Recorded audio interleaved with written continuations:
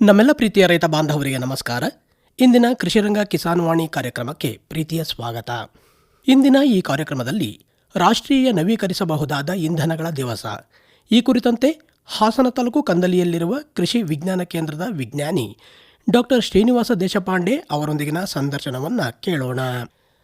ಆತ್ಮೀಯ ಕೇಳುಗರೆ, ತಮ್ಮೆಲ್ಲರಿಗೂ ನಮಸ್ಕಾರ. ಇವತ್ತಿನ ಸಂಚಿಕೆಗೆ ಸ್ವಾಗತ. ಇವತ್ತಿನ ಕಾರ್ಯಕ್ರಮದಲ್ಲಿ ರಾಷ್ಟ್ರೀಯ ನವೀಕರಿಸಬಹುದಾದ ಇಂಧನ ದಿವಸ ಈ ವಿಷಯಕ್ಕೆ ಸಂಬಂಧಪಟ್ಟ ಹಾಗೆ ಮಾತನಾಡ್ತಾ ಇದ್ದೇವೆ. ನಾವು ಇತ್ತೀಚೆಗೆ ನವೀಕರಣ ಮಾಡಬಹುದಾದಂತಹ ಇಂಧನಗಳ ಬಗ್ಗೆ ಹೆಚ್ಚು ಮಾತನಾಡ್ತಾ ಇದ್ದೇವೆ. ಅದಕ್ಕೆ ಕಾರಣ ಏನು ಅಂತ ಹೇಳಿದರೆ, ನವೀಕರಣವನ್ನು ಮಾಡಲಿಕ್ಕೆ ಯಾವುದು ಸಾಧ್ಯವಿಲ್ವೋ ಆ ಒಂದು ಇಂಧನವನ್ನು ಇಷ್ಟು ವರ್ಷಗಳ ಕಾಲ ನಾವು ಸಮೃದ್ಧವಾಗಿ ಬಳಕೆಯನ್ನು ಮಾಡಿಕೊಂಡು ಬಂದಿದ್ದೇವೆ. ಮುಂದಿನ ದಿವಸಗಳಲ್ಲಿ ಇವುಗಳ ಕೊರತೆ ಉಂಟಾದಂತಹ ಸಂದರ್ಭದಲ್ಲಿ ನಮಗೆ ಇಂಧನ ಅಥವಾ ಶಕ್ತಿ ಏನಿದೆಯೋ ಅದನ್ನು ಬೇರೆ ಬೇರೆ ಮೂಲಗಳಿಂದ ಪಡೆದುಕೊಳ್ಳಬೇಕಾಗುತ್ತೆ. ಅದಕ್ಕೆ ನಾವು ಕಂಡುಕೊಂಡಿರ್ತಕ್ಕಂಥ ಒಂದು ವಿಧಾನ ಅಂತ ಹೇಳಿದರೆ ನವೀಕರಿಸಬಹುದಾದಂತಹ ಇಂಧನ ಅಂತ ಹೇಳಿ. ಈ ಒಂದು ದಿವಸವನ್ನು ನಮ್ಮ ದೇಶದಲ್ಲಿ ರಾಷ್ಟ್ರೀಯ ಅಕ್ಷಯ ಊರ್ಜಾ ದಿವಸ್ ಅಂತ ಹೇಳಿ ಆಚರಣೆಯನ್ನು ಮಾಡಲಾಗುತ್ತೆ. ಇದನ್ನು ಪ್ರತಿ ವರ್ಷದ ಆಗಸ್ಟ್ ತಿಂಗಳ 20ನೇ ತಾರೀಕು ಆಚರಣೆಯನ್ನು ಮಾಡಲಾಗುತ್ತೆ. ಈ ನವೀಕರಿಸಬಹುದಾದ ಇಂಧನ ಅಂತ ಅಂದರೆ ಏನು, ಯಾವೆಲ್ಲ ಮೂಲಗಳಿಂದ ಇದನ್ನು ಪಡೆದುಕೊಳ್ಳಬಹುದು, ಇದನ್ನು ಪಡೆದುಕೊಳ್ಳುವ ಮೂಲಕ ನಾವು ಏನೆಲ್ಲ ಅನುಕೂಲಗಳನ್ನು ಮಾಡಿಕೊಳ್ಳಬಹುದು, ಮತ್ತು ಈ ರಾಷ್ಟ್ರೀಯ ಅಕ್ಷಯ ಊರ್ಜಾ ದಿವಸ ಅಥವಾ ರಾಷ್ಟ್ರೀಯ ನವೀಕರಿಸಬಹುದಾದ ಇಂಧನ ದಿವಸಕ್ಕೆ ಸಂಬಂಧಪಟ್ಟ ಹಾಗೆ ಏನೆಲ್ಲ ಜಾಗೃತಿಯನ್ನು ನಾವು ಪಡೆದುಕೊಳ್ಳಬೇಕು, ಏನೆಲ್ಲ ಜಾಗೃತಿ ಕಾರ್ಯಕ್ರಮಗಳನ್ನು ಮಾಡಲಾಗುತ್ತೆ ಅನ್ನುವಂಥ ವಿಚಾರಗಳನ್ನು ಇವತ್ತಿನ ಸಂಚಿಕೆಯಲ್ಲಿ ತಿಳಿದುಕೊಳ್ಳೋಣ. ಹೆಚ್ಚಿನ ಮಾಹಿತಿಯನ್ನು ಮಾಡಿಕೊಡಲಿಕ್ಕಾಗಿ ನಮ್ಮೊಂದಿಗೆ ಇದ್ದಾರೆ ಹಾಸನದ ಕಂದಲಿ ಸಮೀಪ ಇರುವಂತಹ ಕೃಷಿ ವಿಜ್ಞಾನ ಕೇಂದ್ರದ ಕೃಷಿ ಇಂಜಿನಿಯರಿಂಗ್ ವಿಜ್ಞಾನಿ ಡಾಕ್ಟರ್ ಶ್ರೀನಿವಾಸ ದೇಶಪಾಂಡೆ ಅವರು. ಸರ್, ತಮಗೆ ನಮಸ್ಕಾರ, ಕಾರ್ಯಕ್ರಮಕ್ಕೆ ಸ್ವಾಗತ. ನಮಸ್ಕಾರ ಸರ್. ಅಕ್ಷಯ ಊರ್ಜಾ ದಿವಸ ಅಥವಾ ರಾಷ್ಟ್ರೀಯ ನವೀಕರಿಸಬಹುದಾದ ಇಂಧನ ದಿವಸ ಅಂತ ಅಂದರೆ ಏನು ಸರ್? ಅದಕ್ಕಿಂತ ಮುಂಚೆ ನಾವು ಎಲ್ಲಿಂದ ಶುರು ಮಾಡೋಣ ಅಂತಂದರೆ, ಈಗ ಯಾವುದೇ ಒಂದು ಇಂಧನದ ಮೂಲ ಇರ್ಬೋದು, ಈಗ ಪೆಟ್ರೋಲ್ ಇರ್ಬೋದು, ಡೀಸೆಲ್ ಇರ್ಬೋದು, ಸೌದೆ ಇರ್ಬೋದು, ಒಟ್ಟಾರೆಯಾಗಿ ನಾವು ಇಂಧನಗಳನ್ನು 2 ರೀತಿಯ ವರ್ಗೀಕರಣವನ್ನು ಮಾಡ್ತೀವಿ. ಒಂದು ನವೀಕರಿಸಲಾಗದ, ಹಾಗೇನೆ ನವೀಕರಿಸಬಹುದಾದ. ಅಂದರೆ ಈಗ ಪೆಟ್ರೋಲಿಯಂ ಉತ್ಪನ್ನಗಳೇನಿರುತ್ತೆ, ಈಗ ಪೆಟ್ರೋಲು, ಡೀಸೆಲ್ಲು, ಕಲ್ಲಿದ್ದಲು, ಇವೆಲ್ಲ ಹೇಗೆ ಅಂತಂದರೆ ನಾವು ಬಳಕೆ ಮಾಡಿದ ಹಾಗೆ ಅದು ಮತ್ತೆ ಸೃಷ್ಟಿ ಆಗೋದಿಲ್ಲ. ಅದು ಒಂದು ದಿನ ಆದಮೇಲೆ ಇವತ್ತಾದರೂ ಅಥವಾ ಮುಂದಿನ ದಿನಗಳಲ್ಲಿ ಅವು ದಿನೇ ದಿನೇ ಕ್ಷೀಣಿಸ್ತಾ ಇರುತ್ತೆ, ಒಂದು ದಿನ ಮುಗಿದು ಹೋಗುತ್ತೆ. ಆದರೆ ಈ ಸೌರಶಕ್ತಿ ಇರ್ಬೋದು ಅಥವಾ ವಾಯುಶಕ್ತಿ ಇವೇನಿರುತ್ತೆ, ನಾವು ಎಷ್ಟೇ ದಿವಸ ಬಳಸಿದ್ರೂ ಕೂಡ ಮುಗಿದು ಹೋಗೋದಿಲ್ಲ. ಇದನ್ನು ನಾವು ನವೀಕರಿಸಬಹುದಾದ ಇಂಧನದ ಮೂಲಗಳು ಅಂತ ಹೇಳ್ತೀವಿ. ಈಗ ಆಗಸ್ಟ್ 20ರಂದು ನಾವು ಅಕ್ಷಯ ಊರ್ಜಾ ದಿನವನ್ನಾಗಿ ಆಚರಿಸ್ತಾ ಇದ್ದೀವಿ. ಇದಕ್ಕೆ ಪ್ರಮುಖವಾಗಿ ಏನು ಕಾರಣ ಅಂತಂದರೆ, ಈಗ LPG ಸಮಸ್ಯೆ ನಾವು ಈ ವರ್ಷ ಕಂಡುಕೊಂಡಿರುವಂತಹ ಒಂದು ಬಹುದೊಡ್ಡ ಸಮಸ್ಯೆಯನ್ನು ನಾವು ಆಲ್ರೆಡಿ ಈಗ ಅನುಭವಿಸ್ತಾ ಇದ್ದೀವಿ. ನಮ್ಮ ಮುಂಚೆ ಒಂದು ದಿನ ಗ್ಯಾಸ್ ಬುಕ್ ಮಾಡಿದ್ರೆ ಇಮಿಡಿಯೇಟಾಗಿ 2ನೇ ದಿನ ಸಿಗೋದು. ಈಗ ಅದರಲ್ಲಿ ಡಿಲೇ ಆಗ್ತಾ ಇದೆ. ಇದಕ್ಕೆ ಏನಪ್ಪ ಕಾರಣ ಅಂತಂದರೆ, ದೇಶಗಳ ನಡುವೆ ಇರುವಂತಹ ಒಂದು ಇಂಧನದ ಬಿಕ್ಕಟ್ಟಿರ್ಬೋದು, ಹಾಗೆ ವಾಣಿಜ್ಯ ರೀತಿಯ ಸಮಸ್ಯೆಗಳು ಇರ್ಬೋದು. ಅದ್ರ ಜೊತೆಗೇನೆ ದೇಶವನ್ನು ನಾವು ಸುಸ್ಥಿರವಾಗಿ ಬೇರೆ ಈ ಪೆಟ್ರೋಲಿಯಂ ಉತ್ಪನ್ನಗಳ ಮೇಲೆ ಅವಲಂಬನೆಯನ್ನು ಕಡಿಮೆ ಮಾಡೋದಕ್ಕೆ ಈ ನವೀಕರಿಸಬಹುದಾದ ಶಕ್ತಿಯ ಮೂಲಗಳನ್ನು ಉತ್ತೇಜನ ನೀಡೋದಕ್ಕೆ ಈ ಒಂದು ದಿನವನ್ನು ನಾವು ಆಚರಣೆ ಮಾಡ್ತಾ ಇದ್ವಿ. ಸೊ ಈಗ ಉದಾಹರಣೆಗೆ ಈಗ ಸೌರಶಕ್ತಿ ಇರ್ಬೋದು, ಅಥವಾ ಪವನ ಶಕ್ತಿ ಅಂದರೆ ಈಗ ವಿಂಡ್ ಮಿಲ್ಸ್ ಅಂತ ಹೇಳ್ತೀವಲ್ಲ, ಅವು ಇರ್ಬೋದು, ಅಥವಾ ನಮ್ಮ ಬಯೋಗ್ಯಾಸ್ ಅಥವಾ ಗೋಬರ್ ಗ್ಯಾಸು, ಬಯೋಡೀಸೆಲ್ಲು, ಬಯೋ ಎಥೆನಾಲು, ಹೀಗೆ ನಾವು ನಮ್ಮಲ್ಲೇ ಸಿಗುವಂತಹ ಕಚ್ಚಾ ವಸ್ತುಗಳನ್ನು ಬಳಸ್ಕೊಂಡಿರ್ಬೋದು, ಅಥವಾ ನೈಸರ್ಗಿಕ ದತ್ತವಾಗಿ ಸಿಗುವಂತಹ ಕೆಲವೊಂದು ಶಕ್ತಿಯ ಮೂಲಗಳನ್ನು ಬಳಸಿ ನಾವು ನಮ್ಮ ದೈನಂದಿನ ಚಟುವಟಿಕೆಗಳಿಗೆ ಬಳಸೋದನ್ನು ನಾವು ಈ ಅಕ್ಷಯ ಊರ್ಜಾ ದಿನದ ಒಂದು ಪ್ರಮುಖ ಕಾರ್ಯಕ್ರಮ. ಸೊ ಇದರಲ್ಲಿ ಏನು ಮಾಡ್ತೀವಿ, ಕಾರ್ಯಕ್ರಮಗಳನ್ನು ಮಾಡಿಬಿಟ್ಟು ಈ ನವೀಕರಿಸಬಹುದಾದ ಶಕ್ತಿಯ ಬಗ್ಗೆ ಅರಿವು ಮೂಡಿಸಿ ಅದರ ಬಗ್ಗೆ ಮಾಹಿತಿಯನ್ನು ನಾವು ಕೊಡೋದಕ್ಕೆ ಕೆಲವೊಂದು ಕಾರ್ಯಕ್ರಮಗಳನ್ನು ಏರ್ಪಡಿಸ್ತೀವಿ. ಇದು ಅಕ್ಷಯ ಊರ್ಜಾ ದಿವಸ ಅನ್ನುವಂಥದ್ದು. ಈ ದಿನದ ಹಿನ್ನೆಲೆ ಮತ್ತು ಮಹತ್ವದ ಬಗ್ಗೆ ಒಂದಷ್ಟು ತಿಳಿದುಕೊಡಿ ಸರ್. ಈಗ ಎಸ್ಪೆಷಲಿ ನಮ್ಮ ಭಾರತದಲ್ಲಿ ಇಂಧನ ಭದ್ರತೆ ಇರ್ಬೋದು, ಅಥವಾ ಬೇರೆ ಅರಬ್ ಕಂಟ್ರಿಗಳಿಂದ ನಾವು ಇಂಧನದ ಮೂಲಗಳನ್ನು ಆಮದು ಮಾಡ್ಕೋತೀವಿ. ಸೊ ಅದರಲ್ಲಿರುವಂತಹ ಅವಲಂಬನೆಯನ್ನು ಕಡಿಮೆ ಮಾಡೋದಿರ್ಬೋದು. ಹಾಗೇನೆ ಪ್ರಮುಖವಾಗಿ ಈ ವರ್ಷ ನಾವು ಬರಗಾಲದ ಸನ್ನಿವೇಶವನ್ನು ಆಲ್ರೆಡಿ ನಾವು ಅನುಭವಿಸ್ತಾ ಇದ್ದೀವಿ. ಯಾಕೆ ಅಂತಂದ್ರೆ ಪರಿಸರದ ಒಂದು ಏರುಪೇರುಗಳು ಕೂಡ ಇದಕ್ಕೆ ಒಂದು ಪ್ರಮುಖ ಕಾರಣ. ಸೊ ಇವುಗಳಿಂದ ನಾವು ಸ್ವಲ್ಪ ಇಂಗಾಲದ ಹೊರಸೂಸುವಿಕೆಯನ್ನು ಕಡಿಮೆ ಮಾಡಿ ಶುದ್ಧ ಶಕ್ತಿಯ ಮೂಲಗಳನ್ನು ಬಳಸಿಬಿಟ್ಟು ನಮ್ಮ ವಾತಾವರಣವನ್ನು ಕೂಡ ನಾವು ನೀಟಾಗಿ ಅಥವಾ ಶುದ್ಧವಾಗಿ ಇಟ್ಕೊಳ್ಳೋದಕ್ಕೆ ಈ ಒಂದು ಕಾರ್ಯಕ್ರಮವನ್ನು ನಾವು ಮಾಡ್ತಾ ಇದ್ದೀವಿ. ಹಾಗೇನೆ ಈ ಊರ್ಜಾ ಶಕ್ತಿಯ ಮೂಲಗಳ ಮುಖಾಂತರ ನಾವು ದೀರ್ಘಕಾಲಿಕವಾಗಿ ಮತ್ತೆ ಸ್ವಚ್ಛ ಹಾಗೂ ಗ್ರಾಮೀಣ ಅಭಿವೃದ್ಧಿಗೆ ನಮಗೆ ಸಹಾಯಕಾರಿಯಾಗಿರೋ ಥರ ಕೆಲವೊಂದು ಯೋಜನೆ ಆಗಿರ್ಬೋದು, ಕಾರ್ಯರೂಪಗಳನ್ನು ನಿರ್ಮಾಣ ಮಾಡಿ ನಾವು ಶುದ್ಧ ಶಕ್ತಿಯ ಮೂಲಗಳನ್ನು ಉತ್ಪಾದಿಸೋದು ಈ ಒಂದು ಕಾರ್ಯಕ್ರಮದ ಮುಖ್ಯ ಮಹತ್ವ, ಹಾಗೇನೆ ಅದರ ಹಿನ್ನೆಲೆನೂ ಕೂಡ. ನಮ್ಮ ದೇಶದಲ್ಲಿ ಸರ್ ಅಕ್ಷಯ ಊರ್ಜಾ ದಿವಸ ಅಥವಾ ರಾಷ್ಟ್ರೀಯ ನವೀಕರಿಸಬಹುದಾದ ಇಂಧನ ದಿವಸವನ್ನು ಯಾವಾಗ ಪ್ರಾರಂಭ ಮಾಡಲಾಯಿತು? ತಾವು ಆಗ್ಲೇ ತಿಳಿಸಿದ ಹಾಗೆ ಪ್ರತಿ ವರ್ಷದ ಆಗಸ್ಟ್ 20ರಂದು ನಾವು ಈ ರಾಷ್ಟ್ರೀಯ ಅಕ್ಷಯ ಶಕ್ತಿ ದಿವಸವನ್ನು ನಾವು ಆಚರಣೆ ಮಾಡ್ತೀವಿ. ಈಗ ಉದಾಹರಣೆಗೆ ನಮ್ಮ ದೇಶದ ಒಂದು ಇತಿಹಾಸವನ್ನು ನೋಡೋದಾದರೆ ಪ್ರಮುಖವಾಗಿ ಈ ಆಧುನಿಕ ವಿಜ್ಞಾನ ಇರ್ಬೋದು, ತಂತ್ರಜ್ಞಾನ, ಹಾಗೆಯೇ ಈ ವಿಕೇಂದ್ರೀಯ ವಿದ್ಯುತ್ ಉತ್ಪಾದನೆಯನ್ನು ನಾವು ದೇಶದಲ್ಲಿ ಅಳವಡಿಸ್ಕೊಳ್ಳೋದಕ್ಕೆ ಪ್ರಮುಖ ರೂವಾರಿಯಾಗಿದ್ದವರಂಥವ್ರು ಮಾಜಿ ಪ್ರಧಾನಿಗಳಂತ ಶ್ರೀ ರಾಜೀವ್ ಗಾಂಧಿರವರು. ಸೊ ಇವರ ಒಂದು ಜನ್ಮ ವಾರ್ಷಿಕೋತ್ಸವದ ಸ್ಮರಣಾರ್ಥ 2004ರಲ್ಲಿ ಈ ಕೇಂದ್ರ ಸರ್ಕಾರ ಈ ದಿನಾಚರಣೆಯನ್ನು ಶುರು ಮಾಡ್ತು, ಅಂದರೆ ಆಚರಿಸೋದಕ್ಕೆ. ಸೊ ಇದರ ಪ್ರಮುಖ ಉದ್ದೇಶ ಏನಪ್ಪಾ ಅಂತಂದ್ರೆ ನವೀಕರಿಸಬಹುದಾದ ಇಂಧನದ ಮೂಲಗಳನ್ನು ನಮ್ಮ ದೇಶದಲ್ಲಿ ಗೃಹ ಬಳಕೆಗಿರ್ಬೋದು, ಹಾಗೇನೆ ಕೈಗಾರಿಕೆಗಳಿರ್ಬೋದು ಅಥವಾ ವಾಣಿಜ್ಯ ಬಳಕೆಗೆ ನಾವು ಇದನ್ನ ಉತ್ತೇಜನ ನೀಡಲಿಕ್ಕೆ ಈ ಒಂದು ದಿವಸವನ್ನು ನಾವು ಆಚರಣೆಯನ್ನ ಮಾಡ್ತಾ ಇದ್ದೀವಿ. ಈ ನವೀಕರಿಸಬಹುದಾದಂಥ ಇಂಧನದ ಮೂಲಗಳು ಯಾವ್ಯಾವ ಇದ್ದಾವೆ, ನಾವು ಯಾವುದನ್ನ ಬಳಕೆಯನ್ನ ಮಾಡಬಹುದು? ನಾನು ಅವಾಗಲೇ ಹೇಳಿದಾಗೆ ನಾವು ಇದರ ಒಂದು ಅರ್ಥವನ್ನು ನೋಡೋದಾದ್ರೆ ಅಕ್ಷಯ ಊರ್ಜಾ ಅಂತಂದ್ರೆ, ಅಕ್ಷಯ ಅಂತಂದ್ರೆ ಸಂಸ್ಕೃತದಲ್ಲಿ ಯಾವಾಗಲೂ ಕೂಡ ಕ್ಷೀಣಿಸಿದ ಶಕ್ತಿ ಅಥವಾ ನವೀಕರಿಸಬಹುದಾದ ಶಕ್ತಿ, ಮುಗಿದು ಹೋಗದೆ ಇರುವಂಥದ್ದು. ನಾವು ಬಳಕೆ ಮಾಡಿದಷ್ಟು ಕೂಡ ಅದೇನೋ ಕೂಡ ಕ್ಷೀಣಿಸೋದಿಲ್ಲ. ಸೊ ಅದರಲ್ಲಿ ನಮಗೆ ಪ್ರಮುಖವಾಗಿ ಸಿಗುವಂತಹ ಈ ನೈಸರ್ಗಿಕ ಸಂಪನ್ಮೂಲಗಳಾದಂತಹ ಸೌರಶಕ್ತಿ.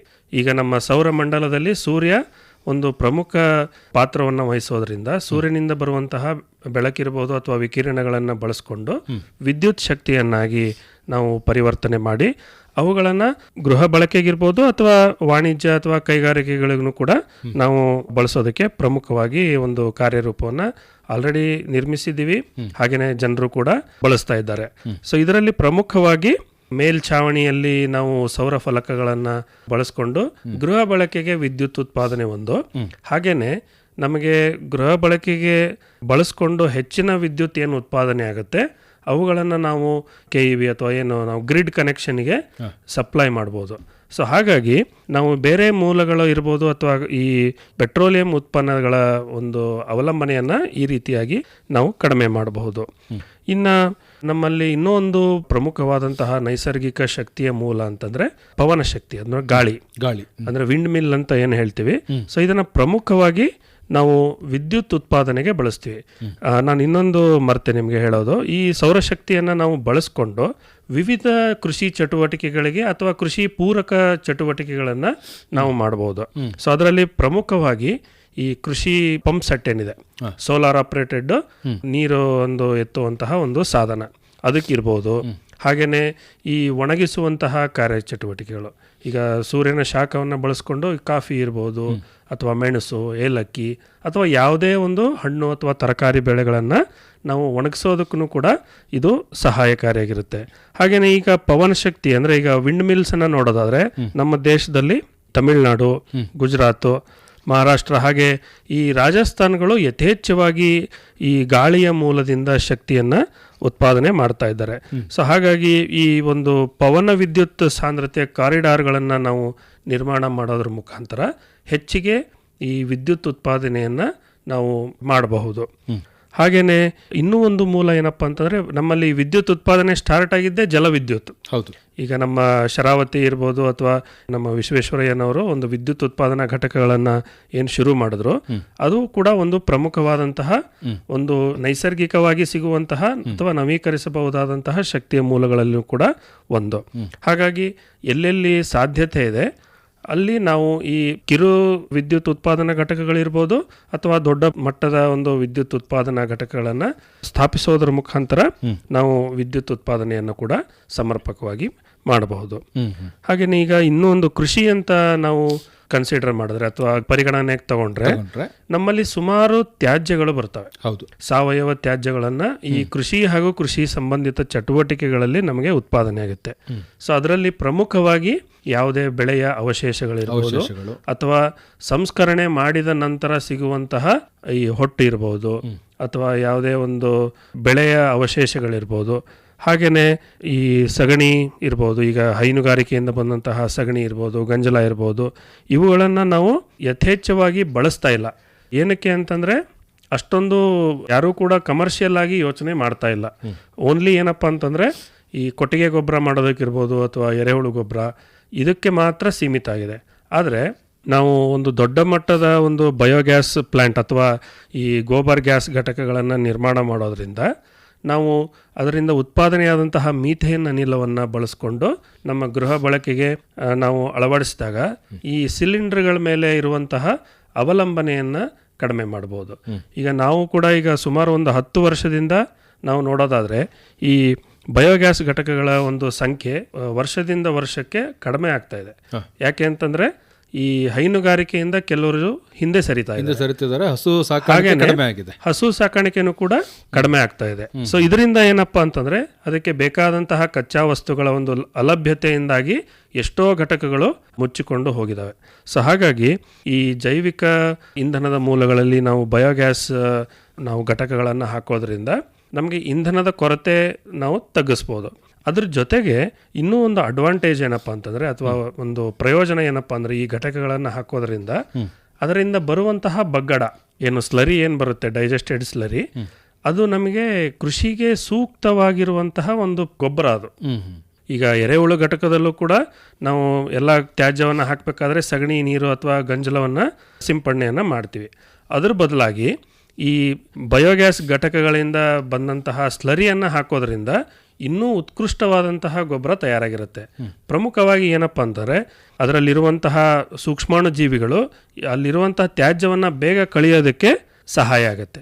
ಸೊ ಅದ್ರ ಜೊತೆಗೇನೆ ಉತ್ಕೃಷ್ಟವಾದ ಒಂದು ಸಾರಜನಕದ ಅಂಶವನ್ನು ಕೂಡ ಅದರಲ್ಲಿ ಸಿಗುತ್ತೆ. ಹಾಗಾಗಿ ಈ ತ್ಯಾಜ್ಯವನ್ನು ಕೂಡ ನಾವು ಸಮರ್ಪಕವಾಗಿ ಬಳಸೋದಕ್ಕೆ ಸಹಾಯ ಆಗುತ್ತೆ.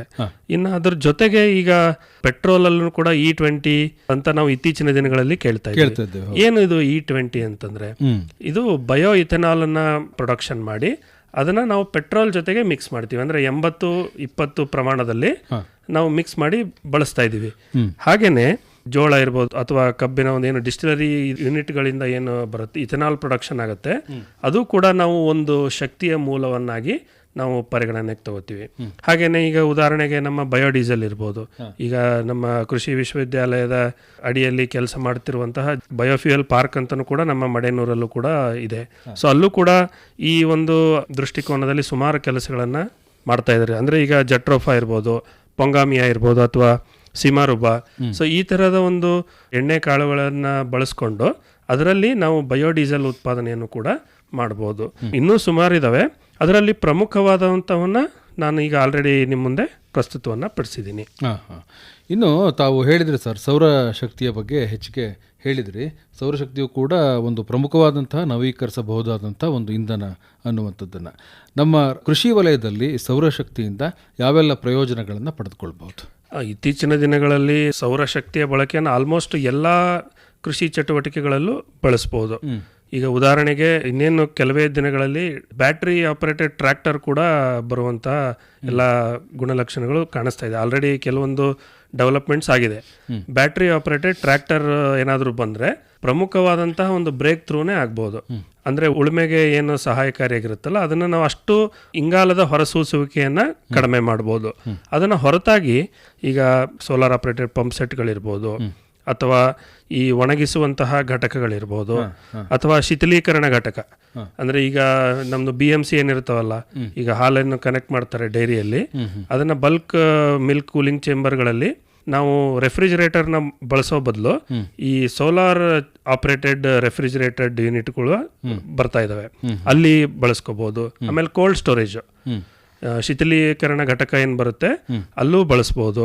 ಹಾಗೆ ನಮ್ಮ ಈ ಹಾಲು ಸಂಸ್ಕರಣೆಯಲ್ಲಿ ಅಥವಾ ಕೃಷಿ ಉತ್ಪನ್ನಗಳ ಒಂದು ಸಂಸ್ಕರಣಾ ಯಂತ್ರಗಳನ್ನು ಕೂಡ ನಾವು ಈ ಸೌರಶಕ್ತಿಯಿಂದ ಉತ್ಪಾದನೆಯಾದಂತಹ ವಿದ್ಯುತ್ತಿಂದ ಬಳಸ್ಬೋದು. ಹಾಗೆಯೇ ಈ ಸಣ್ಣ ಕೃಷಿ ಕೈಗಾರಿಕೆಗಳಿಗೆ ಇನ್ನೂ ಬೇರೆ ಬೇರೆ ಹಂತಗಳಲ್ಲಿ ನಾವು ಈ ಸೌರಶಕ್ತಿಯನ್ನು ಬಳಸ್ಕೋಬಹುದು. ಹೀಗೆ ಈ ಸೌರಶಕ್ತಿಯನ್ನು ಕೂಡ ನಾವು ಚೆನ್ನಾಗಿ ಇದರ ಒಂದು ಸದ್ಬಳಕೆಯನ್ನು ಮಾಡಿಕೊಳ್ಳಬಹುದು. ಇನ್ನು ಮನೆಗಳಲ್ಲಿ ಸೌರಶಕ್ತಿಯನ್ನು ಹೇಗೆ ನಾವು ಸದ್ಬಳಕೆಯನ್ನು ಮಾಡಬಹುದು? ಈಗ ಫಸ್ಟು ಕೃಷಿಯಲ್ಲಿ ಅಂತಂದರೆ ಈಗ PM ಕುಸುಮ್ ಯೋಜನೆ ಅಂತ ಒಂದು ಆಲ್ರೆಡಿ ಚಾಲ್ತಿಯಲ್ಲಿದೆ. ಸೊ ಇದರಲ್ಲಿ ನಾವು ಸೌರ ಕೃಷಿ ಪಂಪ್ಗಳು ಮತ್ತು ಈ ವಿಕೇಂದ್ರೀಕೃತ ಸೌರ ವಿದ್ಯುತ್ ವ್ಯವಸ್ಥೆಗಳಿಗೆ ಪ್ರಮುಖವಾಗಿ ಉತ್ತೇಜನವನ್ನು ನೀಡಲಾಗ್ತಿದೆ. ಸೊ ಅದನ್ನು ಕೂಡ ನಾವು ಬಳಕೆ ಮಾಡ್ಬೋದು. ಇನ್ನು ನಾವು ಮನೆ ಅಥವಾ ಡೊಮೆಸ್ಟಿಕ್ ಪರ್ಪಸ್ ಅಂತ ನೋಡೋದಾದ್ರೆ ಮನೆಯ ಮೇಲ್ಛಾವಣಿಯಲ್ಲಿ ನಾವು ಈ ರೂಫ್ ಟಾಪ್ ಸೌರ ವಿದ್ಯುತ್ ಸಿಸ್ಟಮ್ ಅಂತ ಏನು ಹೇಳ್ತೀವಲ್ಲ ಅದನ್ನ ಅಳವಡಿಸ್ಕೊಂಡು ಸ್ವಂತವಾಗಿ ನಾವೇ ವಿದ್ಯುತ್ತನ್ನ ಉತ್ಪಾದನೆಯನ್ನ ಮಾಡಬಹುದು.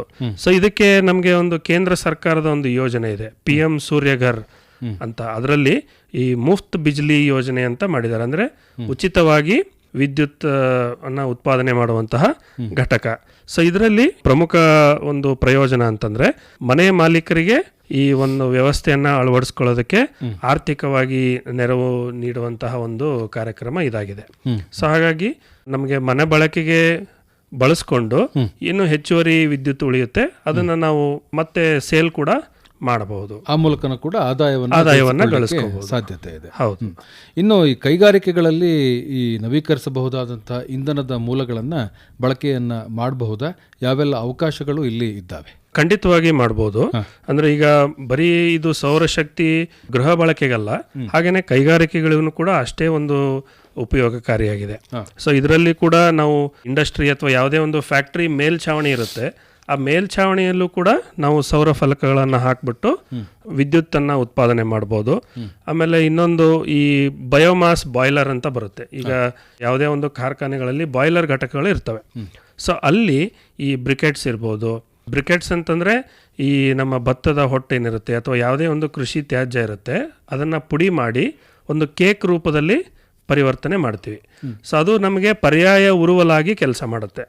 ಸೊ ಈಗ ನಾವು 1 ಟನ್ ಸೌದೆ ತಗೊಳ್ಳೋ ಬದಲು ಒಂದು 50 kg ಅಥವಾ 100 kg ಬ್ಯಾಗಲ್ಲಿ ಸಿಗುವಂತಹ ಬ್ರಿಕೆಟ್ಸ್ ಅನ್ನ ತಗೊಂಡ್ರೆ ಆಲ್ಮೋಸ್ಟ್ ಅದರ ಉರುವಲು ಕೆಪಾಸಿಟಿ ಏನಿರುತ್ತೆ 1 ಟನ್ನಿಗೆ ಈಕ್ವಲ್ ಇರುತ್ತೆ. ಅಂದ್ರೆ ನಿಧಾನವಾಗಿ ಸುಡುತ್ತೆ, ಹಾಗೇನೆ ಶಕ್ತಿ ಕೂಡ ಅಷ್ಟೇ ಇರುತ್ತೆ, ನಮಗೆ ಯಾವುದೇ ಒಂದು ಇದರಲ್ಲಿ ಕಾಂಪ್ರಮೈಸ್ ಇರಲ್ಲ. ಸೊ ಹಾಗಾಗಿ ಈ ತರದ ಬ್ರಿಕೆಟ್ಸ್ ಗಳನ್ನ ನಾವು ಬಾಯ್ಲರ್ ಘಟಕಗಳಿಗೆ ಯೂಸ್ ಮಾಡಬಹುದು. ಈ ಬ್ರಿಕೆಟ್ಸ್ ಇಂದ ಬರೋಂತ ಒಂದು ಏನು ಕಾರ್ಬನ್ ಇರುತ್ತಲ್ಲ ಅದರ ಪ್ರಮಾಣನೂ ಕಡಿಮೆ ಆಗುತ್ತೆ ಸರ್? ಖಂಡಿತವಾಗಿ. ಯಾಕೆಂದ್ರೆ ಈಗ ಡೀಸೆಲ್ ಇರ್ಬೋದು ಅಥವಾ ಕಲ್ಲಿದ್ದಲು ಇರ್ಬೋದು, ಇವುಗಳನ್ನ ಬಳಸ್ಬಿಟ್ಟು ಏನು ನಾವು ಬಾಯ್ಲರ್ ಗಳನ್ನ ರನ್ ಮಾಡ್ತಾ ಇರ್ತೀವಿ, ಅದರಿಂದ ಕಾರ್ಬನ್ ಅಂಶ ಅಂದ್ರೆ ಇಂಗಾಲದ ಪ್ರಮಾಣ ಜಾಸ್ತಿ ಹೋಗ್ತಾ ಇರುತ್ತೆ. ಅದೇ ರೀತಿ ನಾವು ಈಗ ಜೈವಿಕವಾಗಿ ಸಿಗುವಂತಹ ಕೃಷಿ ತ್ಯಾಜ್ಯಗಳನ್ನು ಬಳಸ್ಕೊಂಡು ಇದನ್ನ ಏನು ಬ್ರಿಕೆಟ್ಸ್ ಅನ್ನು ತಯಾರು ಮಾಡಿರ್ತೀವಿ, ಅದಕ್ಕಿಂತ ಒಂದು 50-60% ಆದರೂ ನಮಗೆ ಕನಿಷ್ಠವಾಗಿ ಅಷ್ಟು ಕಡಿಮೆ ಇಂಗಾಲದ ಹೊರಸೂಸುವಿಕೆಯನ್ನು ನಾವು ಮಾಡಬಹುದು. ಅದರಿಂದ ಈ ವಾತಾವರಣವನ್ನು ಕೂಡ ನಾವು ಶುದ್ಧವಾಗಿ ಇಟ್ಕೊಳ್ಳೋದಕ್ಕೂ ಕೂಡ ಸಹಾಯಕಾರಿಯಾಗಿರುತ್ತೆ. ಹೀಗೆ ಕೈಗಾರಿಕಾ ವಲಯದಲ್ಲಿಯೂ ಕೂಡ ಅನೇಕ ನವೀಕರಿಸಬಹುದಾದಂತಹ ಇಂಧನದ ಮೂಲಗಳನ್ನು ಬಳಕೆಯನ್ನು ಮಾಡಿಕೊಂಡು ಒಂದು ಹೆಚ್ಚಿನ ಕ್ಷಮತೆಯನ್ನು ಇಲ್ಲಿ ಪಡೆದುಕೊಳ್ಳಬಹುದು. ಇನ್ನು ವಿವಿಧ ವರ್ಗಗಳಲ್ಲಿ ನವೀಕರಿಸಬಹುದಾದಂತಹ ಇಂಧನದ ಬಳಕೆಯನ್ನು ಉತ್ತೇಜನವನ್ನು ಮಾಡಲಿಕ್ಕೆ ಪ್ರಸ್ತುತ ಯಾವ್ಯಾವ ಯೋಜನೆಗಳು ಸರ್ಕಾರಗಳ ಮೂಲಕ ಲಭ್ಯ ಇದ್ದಾವೆ? ಸುಮಾರು ಯೋಜನೆಗಳಿದಾವೆ. ಇಂಡಸ್ಟ್ರಿ ಬಗ್ಗೆ ಮಾತಾಡ್ತಾ ಇದ್ವಿ ಈಗ. ಸೊ ಇಂಡಸ್ಟ್ರಿಯಲ್ಲಿ ಸಂಸ್ಕರಣಾ ಘಟಕಗಳಿಂದ ಏನು ಎಫ್ಲೂಯೆಂಟ್ ಬರುತ್ತೆ, ಏನು ವೇಸ್ಟ್ ಬರುತ್ತೆ, ಆ ವೇಸ್ಟ್ ಅನ್ನ ಬಳಸ್ಕೊಂಡು ನಾವು ಬಯೋಗ್ಯಾಸ್ ಉತ್ಪಾದನೆ ಮಾಡಬಹುದು. ಪ್ರಮುಖವಾಗಿ ಆ ಉತ್ಪಾದನೆ ಆದಂತಹ ಬಯೋಗ್ಯಾಸ್ ಅನ್ನ ಅಥವಾ ಈ ಗೋಬರ್ ಗ್ಯಾಸ್ ಅನಿಲವನ್ನ ಮತ್ತೆ ಶುದ್ಧೀಕರಣ ಮಾಡಿ ಅದನ್ನ ಈಗ ಬಯೋಗ್ಯಾಸ್ ಇಂಜಿನ್ ಅಂತಾನೆ ಬಂದಿದೆ, ಆ ಇಂಜಿನ್ಗೆ ನಾವು ಹಾಕಿ ಅದನ್ನು ಉರುವಲಾಗಿ ಮಾಡಿದಾಗ ಅದರಿಂದ ಕೂಡ ವಿದ್ಯುತ್ತನ್ನು ಉತ್ಪಾದನೆ ಮಾಡ್ಬೋದು. ಸೊ ಈ ತರಹದ ಯೋಜನೆಗಳಿಗೆ ನಮ್ಮ ಕೇಂದ್ರ ಸರ್ಕಾರದ ನವೀಕರಿಸಬಹುದಾದ ಇಂಧನ ಶಕ್ತಿಯ ಮೂಲಗಳು ಅಂದರೆ ministry of new and renewable energy ಅಂತ ಏನಿದೆ, ಅದರಿಂದನೂ ಕೂಡ ಸಹಾಯಧನವನ್ನು ನೀಡ್ತಾರೆ. ಹಾಗೆಯೇ ನಮ್ಮ ಕರ್ನಾಟಕದಲ್ಲಿ ಕ್ರೆಡಲ್ ಅಂತ ಏನಿದೆಯಲ್ಲ, Karnataka renewable energy development limited ಅಂತ, ಸೊ ಅದರಿಂದನೂ ಕೂಡ ಈ ತರಹದ ಯೋಜನೆಗಳಿಗೆ ಸಹಾಯಧನವನ್ನು ನೀಡ್ತಾರೆ. ಸೊ ಇನ್ನು ಅದರ ಹೊರತಾಗಿ ಈಗ ಅವಾಗಲೇ ತಿಳಿಸ್ದಂಗೆ PM ಕುಸುಮ್ ಇರ್ಬೋದು, PM ಸೂರ್ಯಗರ್ ಮುಫ್ತ್ ಬಿಜ್ಲಿ ಯೋಜನೆ ಇರ್ಬೋದು. ಸೊ ಇದರಲ್ಲೂ ಕೂಡ ಈ ಕೇಂದ್ರ ಸರ್ಕಾರದ ವತಿಯಿಂದ ಹಾಗೆ ರಾಜ್ಯ ಸರ್ಕಾರಗಳ ವತಿಯಿಂದ ಈ ಸಹಾಯಧನವನ್ನು ನೀಡ್ತಾ ಇದ್ದಾರೆ. ಹಾಗೆಯೇ ಈ ಒಂದು ಕೈಗಾರಿಕೆ ಮತ್ತು ವಾಣಿಜ್ಯ ಒಂದು ಉಪಕ್ರಮಗಳನ್ನು ನಾವು ಉತ್ತೇಜನ ನೀಡೋದಕ್ಕೆ ಈ ಉತ್ಪಾದನೆ ಆಧಾರಿತ ಪ್ರೋತ್ಸಾಹಕ ಯೋಜನೆಗಳನ್ನು ಕೂಡ ಇತ್ತೀಚೆಗೆ ಬಿಟ್ಟಿದ್ದಾರೆ. ಸೊ ಅದನ್ನು ಕೂಡ ಕೆಲವೊಂದು ಉಪಯೋಗವನ್ನು ಪಡಿಬಹುದು. ಹಾಗೆಯೇ ಈ ಹಸಿರು ಮುಕ್ತ ಪ್ರವೇಶ ನಿಯಮಗಳು ಅಂತ 2022ರಲ್ಲಿ ಜಾರಿಯಾಯಿತು. ಸೊ ಇದರ ಒಂದು ಉದ್ದೇಶ ಏನಪ್ಪ ಅಂತಂದ್ರೆ, ವಹಿವಾಟು ಮಿತಿಯನ್ನ ಮೊದಲು 1 ಮೆಗಾವ್ಯಾಟ್ ಇತ್ತು. ಸೊ ಅದನ್ನ ಈಗ 100 ಕಿಲೋವ್ಯಾಟ್ಗೆ ಇಳಿಸೋದ್ರಿಂದ ಇವನ್ ನಿಮಗೆ 100 ಕಿಲೋವ್ಯಾಟ್ ವಿದ್ಯುತ್ ಉತ್ಪಾದನೆ ಆಗ್ತಿತ್ತಂದ್ರೆ ಅದನ್ನ ನೀವು ಮಾರಾಟ ಮಾಡ್ಲಿಕ್ಕೂ ಕೂಡ ಸಹಾಯ ಆಗಿರುತ್ತೆ. ಹಾಗೇನೆ ಈಗ ಅಂತರ್ರಾಜ್ಯ ಪ್ರಸರಣ ವ್ಯವಸ್ಥೆ ಅಂತ ಏನಿರುತ್ತೆ ಅದರಲ್ಲಿ ಕೂಡ ವಿನಾಯಿತಿಯನ್ನು ಕೊಟ್ಟಿದ್ದಾರೆ. ಮುಂಚೆ ಅದಕ್ಕೂ ಕೂಡ ಸ್ವಲ್ಪ ಟ್ಯಾಕ್ಸ್ ಅಥವಾ ತೆರಿಗೆಗಳನ್ನು ಕಟ್ಟುವಂತಹ ವ್ಯವಸ್ಥೆ ಇತ್ತು. ಈ ವ್ಯವಸ್ಥೆಯನ್ನು ಇತ್ತೀಚೆಗೆ ಈ ಸಂಪೂರ್ಣವಾಗಿ ವಿನಾಯಿತಿಯನ್ನು ಕೊಟ್ಟಿದ್ದಾರೆ. ಸೊ ಅದರಿಂದನೂ ಕೂಡ ನಮಗೆ ಈ ವಿದ್ಯುತ್ ಉತ್ಪಾದನೆಯನ್ನು ನಾವು ಬೇರೆ ರಾಜ್ಯಗಳಿಗೂ ಕೂಡ ಮಾರಾಟ ಮಾಡೋದಕ್ಕೆ ಸಹಾಯಕಾರಿಯಾಗಿರುತ್ತೆ. ಇಷ್ಟೆಲ್ಲ ಯೋಜನೆಗಳು ಸರ್ಕಾರದ ಮೂಲಕ ಇರ್ತಕ್ಕಂಥದ್ದು. ಇವುಗಳ ಸದ್ಬಳಕೆಯನ್ನು ಮಾಡಿಕೊಳ್ಳುವತ್ತ ನಾವು ಆಲೋಚನೆಯನ್ನು ಮಾಡಬೇಕಾಗುತ್ತೆ. ಇನ್ನು ನಮ್ಮ ಕರ್ನಾಟಕ ರಾಜ್ಯದಲ್ಲಿ ಈ ನವೀಕರಿಸಬಹುದಾದ ಇಂಧನದ ಮೂಲಗಳಿಗೆ ಸಂಬಂಧಪಟ್ಟ ಹಾಗೆ ಯಾವೆಲ್ಲ ಅವಕಾಶಗಳು ಇದ್ದಾವೆ? ಈಗ ನಾವು ಕರ್ನಾಟಕದ ಒಂದು ಪರಿಸ್ಥಿತಿಯನ್ನು ನೋಡೋದಾದ್ರೆ, ಕರ್ನಾಟಕದಲ್ಲಿ ಪ್ರಮುಖವಾಗಿ ಸೌರಶಕ್ತಿ ಇರ್ಬೋದು, ಪವನ ಶಕ್ತಿ, ಹಾಗೆ ಈಗ ಕೆಲವೊಂದು ಸಣ್ಣ ಜಲವಿದ್ಯುತ್ ಘಟಕಗಳು, ಹಾಗೇನೆ ಜೈವಿಕ ಇಂಧನಕ್ಕೆ ನಮಗೆ ಉತ್ತಮವಾದಂತಹ ಅವಕಾಶಗಳಿದಾವೆ. ಸೊ ಇದಕ್ಕೆ ನಮಗೆ ಕ್ರೆಡಲ್ ಸಂಸ್ಥೆಯ ವತಿಯಿಂದನೂ ಕೂಡ ಕೆಲವೊಂದು ಸಹಾಯಧನಗಳನ್ನು ನೀಡ್ತಾ ಇದ್ದಾರೆ. ಹಾಗೆ ಕೆಲವೊಂದು ಯೋಜನೆಗಳ ಮುಖಾಂತರ ಉತ್ತೇಜನವನ್ನು ನೀಡ್ತಾ ಇದ್ದಾರೆ. ಇವು ಕಮರ್ಷಿಯಲ್ ಪರ್ಪಸ್ಗೆ, ಕೃಷಿಗೆ ಅಥವಾ ರೈತರಿಗೆ ಸಂಬಂಧಿಸಿದಂತೆ ಈಗ ನಾವು ಸೌರ ಪಂಪ್ ಸೆಟ್ಗಳಿರ್ಬೋದು, ಅಥವಾ ಸೌರಶಕ್ತಿ ಆಧಾರಿತ ಕೃಷಿ ಸಂಸ್ಕರಣಾ ಘಟಕಗಳು ಅಥವಾ ಬಯೋಗ್ಯಾಸ್ ಘಟಕಗಳನ್ನು ನಾವು ಈ ಯೋಜನೆಯಡಿಯಲ್ಲಿ ನಾವು ಪ್ರಯೋಜನವನ್ನು ಪಡೆದುಕೊಳ್ಬಹುದು. ಈ ಕರ್ನಾಟಕ ರಾಜ್ಯದಲ್ಲಿಯೂ ಕೂಡ ನವೀಕರಿಸಬಹುದಾದಂತಹ ಇಂಧನವನ್ನು ಬಳಕೆಯನ್ನು ಮಾಡಿಕೊಂಡು ನಾವು ನಮ್ಮ ಕೆಲಸ ಕಾರ್ಯಗಳನ್ನು ಮಾಡಿಕೊಳ್ಳಿಕ್ಕೆ ಅವಕಾಶಗಳು ಇದ್ದಾವೆ. ಈ ಬಗ್ಗೆಯೂ ಕೂಡ ಆಲೋಚನೆಯನ್ನು ಮಾಡಬಹುದು. ಇನ್ನು ಅಂತಿಮವಾಗಿ ಈ ಒಂದು ರಾಷ್ಟ್ರೀಯ ನವೀಕರಿಸಬಹುದಾದ ಇಂಧನದ ದಿವಸಕ್ಕೆ ಸಂಬಂಧಪಟ್ಟ ಹಾಗೆ ನಮ್ಮ ಕೇಳುಗರಿಗೆ ಏನು ಹೇಳಲಿಕ್ಕೆ ಇಷ್ಟಪಡ್ತೀರಾ? ಈಗ ನಾವಿಷ್ಟೆಲ್ಲ ಮಾತಾಡ್ತಾ ಇದ್ದೀವಿ, ಒಂದು ಸಂಕಲ್ಪವನ್ನು ಮಾಡಬೇಕು. ಏನಪ್ಪ ಅಂತಂದರೆ, ಇಂಧನ ಉಳಿತಾಯ ಇರ್ಬೋದು, ಹಾಗೆಯೇ ನವೀಕರಿಸಬಹುದಾದ ಇಂಧನ ಬಳಕೆ ಮತ್ತು ಪರಿಸರ ಸಂರಕ್ಷಣೆ ಅಂತ ಏನು 3 ಗುರಿಗಳಿದಾವೆ, ಅದನ್ನು ನಾವು ನಮ್ಮ ದೈನಂದಿನ ಜೀವನದಲ್ಲಿ ಅದನ್ನು ಅಳವಡಿಸ್ಕೊಳ್ಬೇಕು. ಯಾಕೆಂದರೆ ನಮ್ಮ ಕರ್ತವ್ಯ ಇದು. ಒಂದು ಯಾವುದೋ ಬಸ್ ಇರ್ಬೋದು ಅಥವಾ ಕಾರ್ ಇರ್ಬೋದು, ಬೈಕು, ಯಾರ ಹತ್ರನೋ ಮಾತಾಡ್ತಾ ಇರ್ತೀವಿ, ಆದರೆ ನಮ್ಮ ಗಾಡಿ ಇಂಜಿನ್ ಕೂಡ ರನ್ನಿಂಗಲ್ಲಿರುತ್ತೆ. ಈ ಇಂಧನ ಉಳಿತಾಯ ಇರ್ಬೋದು, ಮತ್ತು ನಮಗೆ ಎಷ್ಟು ಸಾಧ್ಯ ಆಗುತ್ತೋ ಅಷ್ಟು ಈ ನವೀಕರಿಸಬಹುದಾದ ಶಕ್ತಿಯ ಮೂಲಗಳನ್ನು ಬಳಸ್ಕೊಳ್ಳೋದಿರ್ಬೋದು, ಹಾಗೆಯೇ ಪರಿಸರ ಸಂರಕ್ಷಣೆ, ಈ 3 ಗುರಿಗಳನ್ನು ಏನಿದೆ ಸಾಧ್ಯವಾದಷ್ಟು ನಮ್ಮ ದೈನಂದಿನ ಜೀವನದಲ್ಲಿ ಅಳವಡಿಸ್ಕೊಳ್ಬೇಕು ಅಂತ ಎಲ್ಲರೂ ಕೂಡ ಒಂದು ಸಂಕಲ್ಪವನ್ನು ಮಾಡಬೇಕು. ಸೊ ಸಾಧ್ಯವಾದರೆ ತಮ್ಮ ಮನೆಗಳಿರ್ಬೋದು ಅಥವಾ ಕೃಷಿ ಅಥವಾ ಕೈಗಾರಿಕೆಯಲ್ಲಿ ಸೌರಶಕ್ತಿ ಅಥವಾ ಯಾವುದೇ ಒಂದು ನವೀಕರಿಸಬಹುದಾದ ಶಕ್ತಿಯ ಮೂಲಗಳನ್ನು ಬಳಸ್ಕೊಂಡು ಈ ಒಂದು ದೇಶದ ಅಭಿವೃದ್ಧಿಗೆ ಎಲ್ಲರೂ ಕೂಡ ಕೈ ಜೋಡಿಸ್ಬೇಕು ಅಂತ ಕೇಳ್ಕೊಳ್ತೀನಿ. ಒಳ್ಳೆಯದು ಸರ್. ಇವತ್ತಿನ ಈ ಒಂದು ಸಂಚಿಕೆಯಲ್ಲಿ ರಾಷ್ಟ್ರೀಯ ನವೀಕರಿಸಬಹುದಾದ ಇಂಧನ ದಿವಸದ ಮಹತ್ವ, ಅದರ ಅಗತ್ಯತೆಗಳು ಹಾಗೂ ಇದರಿಂದ ಏನೆಲ್ಲ ಅನುಕೂಲಗಳನ್ನು ಮಾಡಿಕೊಳ್ಬಹುದು ಅನ್ನುವಂಥ ವಿಚಾರಗಳನ್ನು ಬಹಳ ವಿವರವಾಗಿ ತಿಳಿಸ್ಕೊಟ್ರಿ. ಈ ಬಗೆಗಿನ ಇನ್ನೂ ಹೆಚ್ಚಿನ ಮಾಹಿತಿಗಾಗಿ ತಮ್ಮನ್ನು ಸಂಪರ್ಕ ಮಾಡ್ತಕ್ಕಂಥದ್ದು ಹೇಗೆ? ನನ್ನ ಮೊಬೈಲ್ ಸಂಖ್ಯೆ 7820613138. ನಿಮ್ಮ ಸಂಪರ್ಕ ಸಂಖ್ಯೆಯನ್ನು ಮತ್ತೊಮ್ಮೆ ಹೇಳಿ. 7820613138. ಧನ್ಯವಾದಗಳು ಸರ್. ನಮಸ್ಕಾರ. ಧನ್ಯವಾದಗಳು ಸರ್. ನಮಸ್ಕಾರ. ಇದುವರೆಗೆ ರಾಷ್ಟ್ರೀಯ ನವೀಕರಿಸಬಹುದಾದ ಇಂಧನಗಳ ದಿವಸ ಈ ಕುರಿತಂತೆ ಹಾಸನ ತಾಲೂಕು ಕಂದಲಿಯಲ್ಲಿರುವ ಕೃಷಿ ವಿಜ್ಞಾನ ಕೇಂದ್ರದ ವಿಜ್ಞಾನಿ ಡಾಕ್ಟರ್ ಶ್ರೀನಿವಾಸ ದೇಶಪಾಂಡೆ ಅವರೊಂದಿಗಿನ ಸಂದರ್ಶನ ಕೇಳಿದಿರಿ. ಇವರನ್ನು ಸಂದರ್ಶಿಸಿದವರು ಅರಕಲಗೂಡು ವಿ. ಮಧುಸೂದನ್.